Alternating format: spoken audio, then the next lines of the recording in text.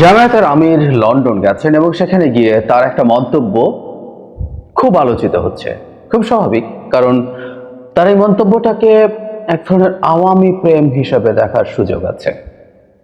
তিনি কি বলেছেন সম্প্রতি, তার আগে একটু পেছনে যাই, কারণ এই বক্তব্যটার একটা কনটেক্সট আছে এবং দুটো বক্তব্যকে আমরা যদি একসাথে মিলিয়ে বোঝার চেষ্টা করি তাহলে সেটা আমাদের কাছে নিশ্চয়ই খুব গুরুত্বপূর্ণ কিছু বার্তা দেয় এবং আমরা বুঝতে চাইব কেন তিনি এ ধরনের কথা বলছেন। 3 সেপ্টেম্বর হেডলাইন হচ্ছে এরকম, আওয়ামী লীগকে ক্ষমা করে দেওয়ার ঘোষণা জামায়াত আমিরের। বিভিন্ন জায়গায় এই নিউজটা এসছে। তিনি কি বলেছেন আমি একটু পড়ি। বিগত 15.5 বছর সরকারের জুলুম নির্যাতনের কারণে আমরা আপনাদের সঙ্গে খোলা মনে কথা বলতে পারিনি, গণমানুষের কল্যাণে নির্বিঘ্নে কাজ করতে পারিনি। অথচ মানুষ নয় বরং আল্লাহর সব সৃষ্টিকে সম্মান করা আমাদের দায়িত্ব। মানুষ সৃষ্টির সেরা জীব, মানুষের কল্যাণের জন্য সবকিছু সৃষ্টি করা হয়েছে, তাই মন্দের বিপরীতে মন্দের চর্চার কোনো সুযোগ নেই। কারো প্রতি কোনো প্রতিশোধ নেওয়া হবে না বলে আশ্বস্ত করে শফিকুর রহমান বলেছেন, আমরা প্রতিহিংসা ও প্রতিশোধের রাজনীতিতে বিশ্বাস করি না। রাজনৈতিকভাবে আমাদের উপরে যারা জুলুম নির্যাতন করেছে আমরা তাদেরকে ক্ষমা করে দিয়েছি। জামায়াত আমির বলছেন, আমরা সংশোধন ও ক্ষমার রাজনীতিতে বিশ্বাসী, তবে কোনো ভিকটিম বা ভিকটিমের পরিবার যদি আইনের আশ্রয় নেয় তাহলে আমরা তাদেরকেও সহযোগিতা করব। দল হিসাবে আমরা কোনো প্রতিশোধ নেব না। আমরা আদর্শ ডেমোক্রেসিতে বিশ্বাসী, আর আদর্শ ডেমোক্রেসির মূল মন্ত্রই হচ্ছে যার যার মতো করে স্বাধীনভাবে কথা বলার অধিকার এবং পরমতের প্রতি সহনশীলতা। আমরা আসবো উনি আবারও আওয়ামী লীগকে উদ্দেশ্য করে কি বলেছেন সেটা নিয়ে, কিন্তু তার আগে বক্তব্যটা নিয়ে একটা কথা একটু বলে রাখা জরুরি। দল হিসাবে জামায়াতের আমির আওয়ামী লীগকে ক্ষমা করে দিয়েছেন এবং উনি বলছেন ব্যক্তিগতভাবে কেউ যদি সংক্ষুব্ধ বোধ করে, আদালতে যায়, মামলা করে, সে তাদেরকে তারা সাহায্য করবেন।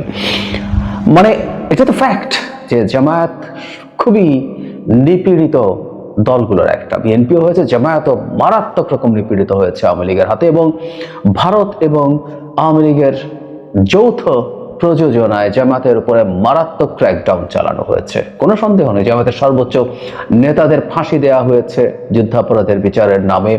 এবং শুধু সেটাই নয়, সংগঠন হিসাবে তারা প্রচন্ড রকম চাপে ছিল, তাদের অফিস খোলা যায়নি এবং যে কাউকে জামায়াত, বিশেষ করে ছাত্রদেরকে শিবির ট্যাগ দিয়ে পিটিয়ে মেরে ফেলা যায়, আদালতে নিয়ে যাওয়া যায়, মারাত্মক রকম অত্যাচারের শিকার হয়েছে। সে জামায়াতের আমির বলছেন ক্ষমা করে দিচ্ছেন।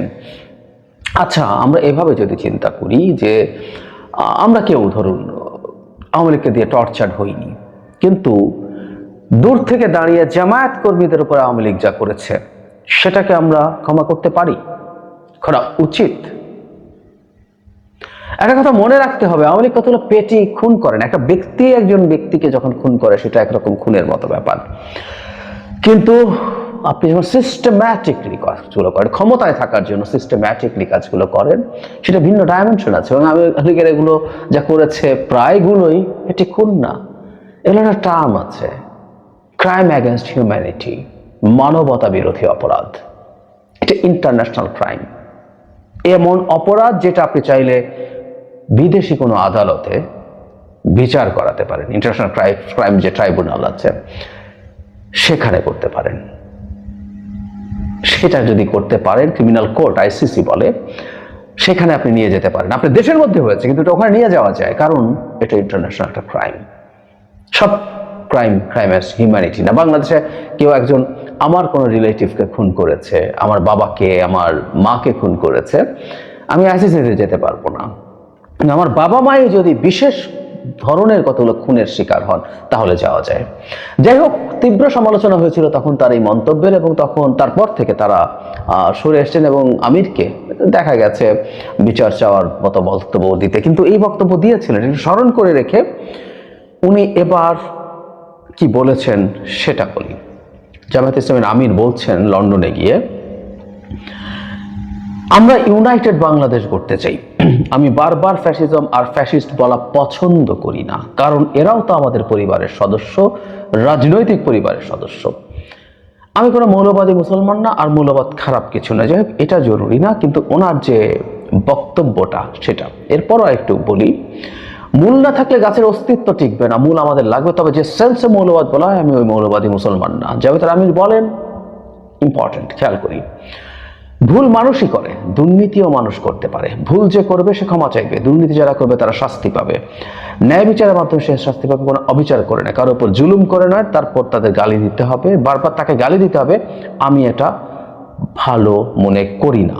এজন্য আমি বলবো, অতীতে যারা রাজনীতি করে গেছেন তারা ভুল করুক আর শুদ্ধ করুক, তারা তো করে গেছেন। আমরা কি করব সেটা ভাবি, শুধু তাদের পেছনে পড়ে থাকলে আমাদের কি লাভ হবে, ইত্যাদি ইত্যাদি। উনি বারবার ফ্যাসিস্ট বলা পছন্দ করেন না। শাস্তির কথা অবশ্যই এখানে বলেছেন, ভুলের ক্ষমা আর অপরাধ হলে শাস্তি, নট ব্যাড।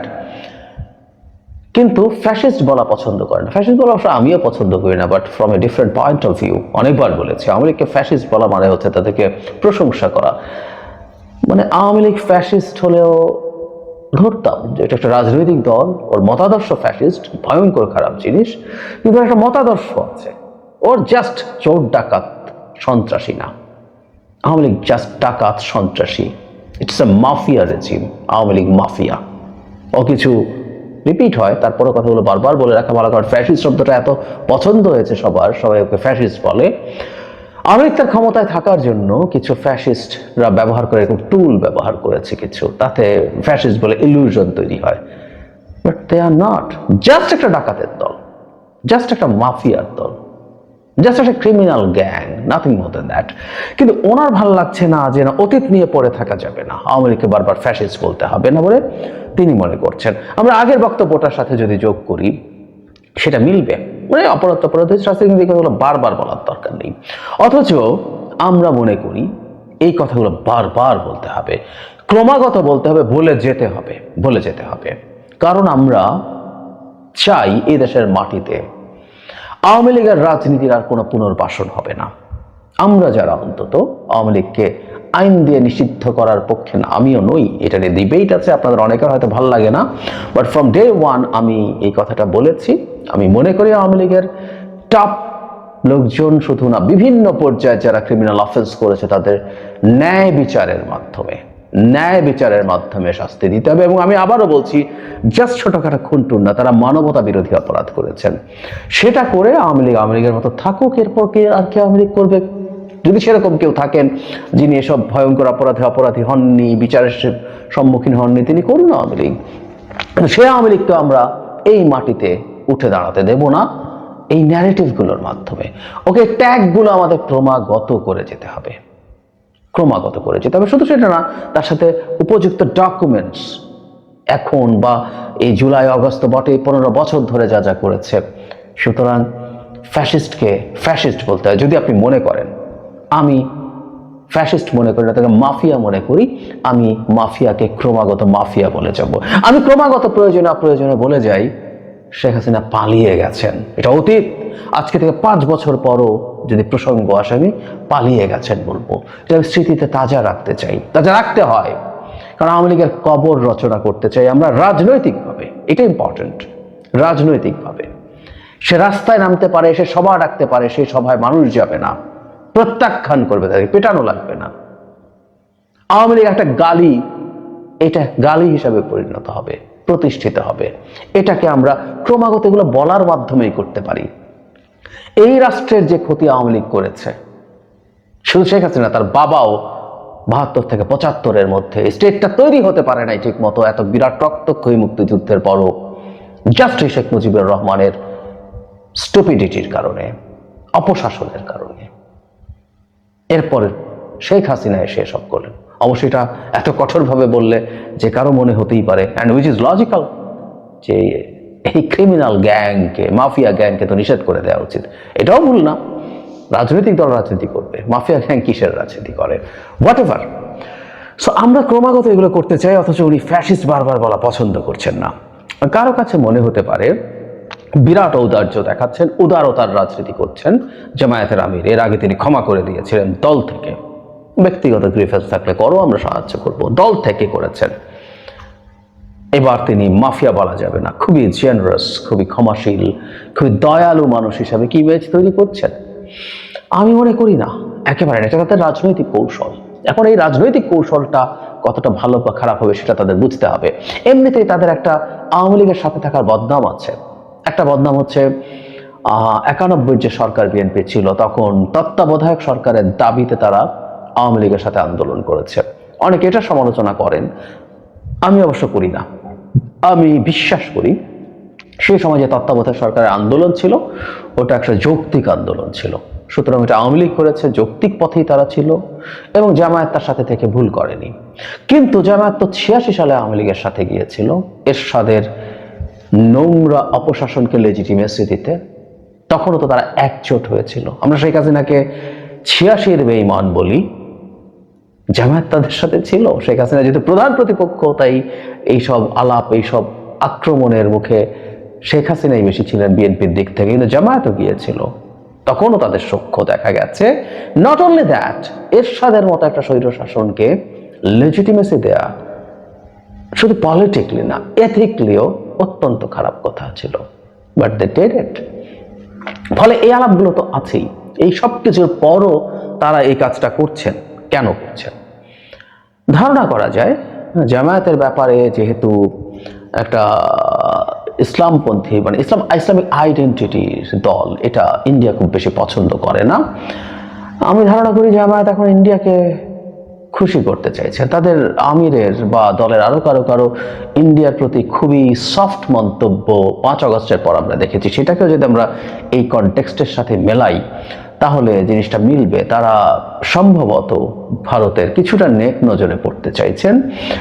নেক নজরে পড়লে যেটা হবে, তারা মনে করছেন তারা যদি শক্তি সঞ্চয় করতে পারেন, একটা দল নিশ্চিতভাবেই তার শক্তিতে ক্ষমতায় যেতে চাইবে, সেটা নিজের মাধ্যমে হোক, জোট করার মাধ্যমে হোক। আমরা দেখেছি জামায়াত ইসলামী আন্দোলন বা অন্যান্য ইসলামী দলের সাথে জোট করতে চাইছেন, তারা করুন, কিন্তু সেখানে অন্তত যাতে তাদের কারণে, তাদের এই ইসলামপন্থী রাজনীতির কারণে তারা ভারতের খুব বড় বাধার মুখে না পড়েন।